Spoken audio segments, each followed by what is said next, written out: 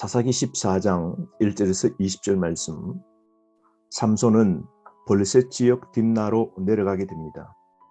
거기에서 한 여자를 보게 되는데요. 그 여자에게 빠져 결혼을 청하게 되죠. 특별히 내려가다는 이 말에 주의해야 됩니다. 1절, 5절, 7절, 10절, 19절 말씀. 삼손은 블레셋 땅으로 내려가게 됩니다.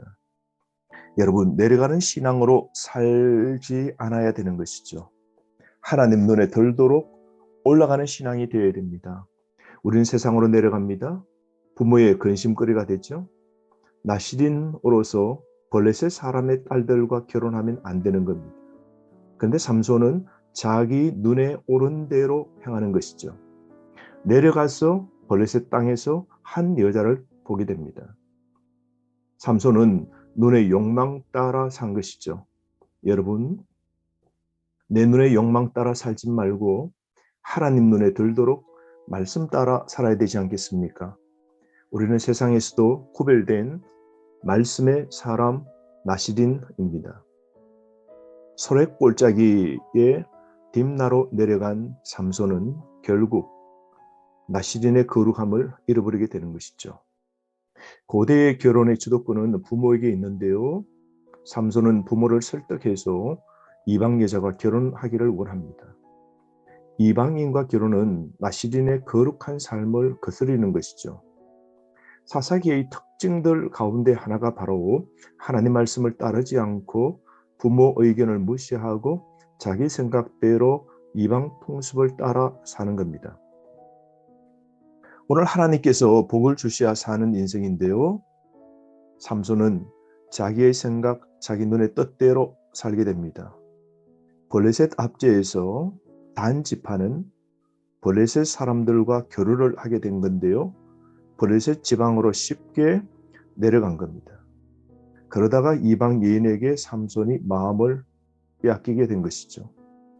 여러분, 오늘도 우리가 세상 문화에 서서히 빠져들지 말고 스스럼 없이 또한 출입하지 말아야 됩니다.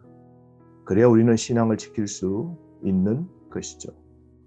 삼손은 오늘 자기 소견대로 행하는 삶을 계속해서 보게 됩니다. 하나님께서는 이런 삼손을 통해 블레셋을 쳐서 이스라엘을 구원할 기회를 찾고 계시는데요. 하나님의 계획과 섭리가 놀랍죠. 삼손의 행동은 분명 잘못이 있지만 이를 이용해서 하나님의 뜻이 이루어질 것인데요. 4절 말씀. 블레셋 사람들이 이스라엘을 다스린 까닭에 삼손이 틈을 타서 블레셋 사람을 치려 함이었으나 그의 부모는 이 일을 여호와께로부터 나온 것인 줄은 알지 못하였더라. 하나님의 그 깊은 계획과 섭리를 알지 못하는 거죠. 삼손은 부모와 함께 딥나로 내려가게 됩니다. 그런데 내려가는 길에 포도원에 들르게 됩니다. 나시린은 포도원 근처에는 가지 말아야 됩니다. 그런데 그 포도원에 들어가 그곳에서 사자를 만나게 됩니다. 그 사자를 하나님께서 힘을 주셔서 사자를 염소 새끼 찢는 것 같이 사자를 죽이게 됩니다. 그러고 난 다음 7절, 삼손이 내려가서 그 여자에게 말하니 그 여자가 삼손의 눈에 들었더라. 전에는 여자를 보기만 했고 오늘은 대면합니다. 그랬더니 여자가 삼손을 좋게 여기게 된 것이죠. 이렇게 블레셋과 인접한 단지파에 속한 삼손은 블레셋 사람들과 섞여 살았던 그 풍속에서 벗어나지 못한 것이죠. 쉽게 내려가게 된 겁니다. 여러분, 하나님의 은사를 사명을 위해 쓰기보다 개인의 욕망을 위하여 쓰는 삼손 보십시오. 그 힘이 사자를 찢어 놓을 만큼 힘이 있었지만 그 힘을 이방 여인에게 빼앗기는 거 보십시오. 자기 눈에 좋을 대로 행동하는 거 보십시오. 여러분, 오늘도 내 소견, 내 소욕대로 살면서 하나님의 말씀을 잊고 있는 건 없는지 살펴보아야 됩니다. 시간이 좀 지난 후에 시간이 상당히 흐르게 됩니다. 양가 결혼 합의가 된 후에 삼손은 여자를 맞으려고 다시 그 지역으로 내려가다 전에 죽였던 사자의 시체를 보게 되는데 거기에서 벌떼와 꿀을 보게 됩니다. 그래서 9절 말씀에 보면 손으로 그 꿀을 떠서 먹고 그 부모에게도 그것을 들여서 먹게 만드는 겁니다.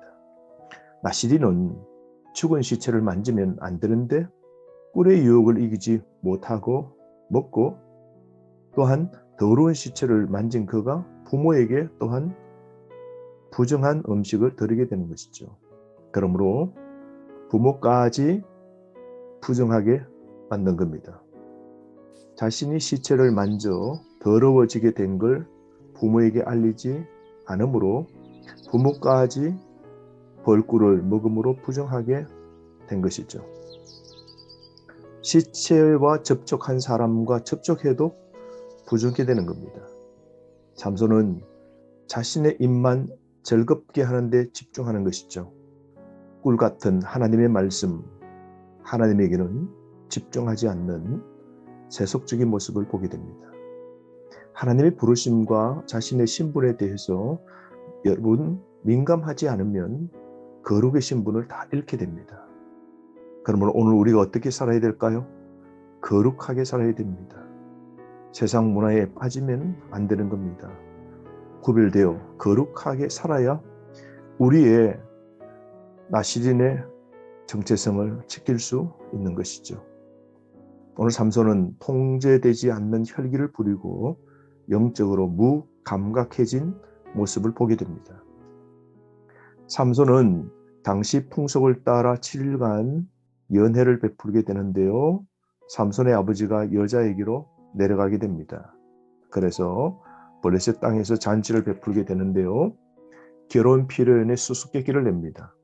잔치 분위기를 돋구기 위해서 수수께끼를 내게 되는데요.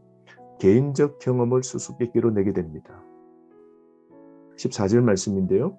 먹는 자에게서 먹는 것이 나오고 강한 자에게서 단 것이 나왔느니라 라고 수수께끼를 풉니다. 이게 무엇인지 정답을 맞춰보라고 그러죠. 정답은 꿀과 사자입니다. 블레셋 사람들이 수수께끼를 풀지 못하죠. 왜냐하면 이건 개인적 삼손의 경험이었기 때문입니다. 삼손이 도저히 풀 수 없는 수수께끼를 낸 것인데요. 삼손의 저의가 의심스럽습니다. 그건 블레셋 사람들에게 값비싼 물품을 얻기 위해서죠. 수수께끼를 풀지 못할 때 그들에게 베옷 30벌과 겉옷 30벌을 취할 수 있기 때문이었습니다.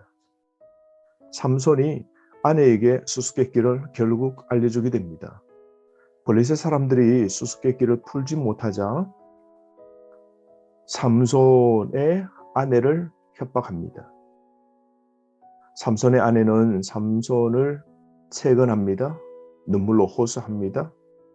그러자 결국 삼손은 그 답을 알려주게 되고 블레셋 사람들은 그 답을 삼손에게 말하는 순간 좌충우돌 혈기 가득한 청년 삼손이 아내의 배신을 알아차리고 붕괴하게 됩니다. 아내가 자기보다 블레셋 사람을 더 좋아한다는 것을 알고 분노하면서 블레셋 사람을 죽이고 옷을 빼앗아 블레셋 사람에게 주게 됩니다. 그는 아스글론 지역에 내려가서 30명을 쳐 죽이고 옷을 빼앗아 그들에게 던져주고는 그러고는 집으로 돌아가 버립니다. 원래는 결혼잔치가 끝나면 신랑은 신부를 맞게 되는데 마지막 끝나기 전에 삼손은 집으로 돌아가 버렸습니다. 하나님이 금하신 이방인과의 결혼을 추진한 삼손의 계획은 실패로 돌아갔고 이 모든 상황을 이용해 블레셋을 벌하려는 하나님의 계획은 성취된 겁니다. 이것이 바로 하나님의 아이러니죠. 하나님은 럭비공 같은 삼손을 통해 이스라엘 백성을 구원해내 가시려는 하나님의 뜻을 이루어 가십니다. 삼손의 무분별한 행동을 통해서 하나님은 이스라엘을 핍박하는 블레셋을 응징하신 것이죠. 블레셋 여인과 결혼하지 못한 것은 오히려 다행스러운 일입니다. 이게 바로 하나님의 은혜이죠.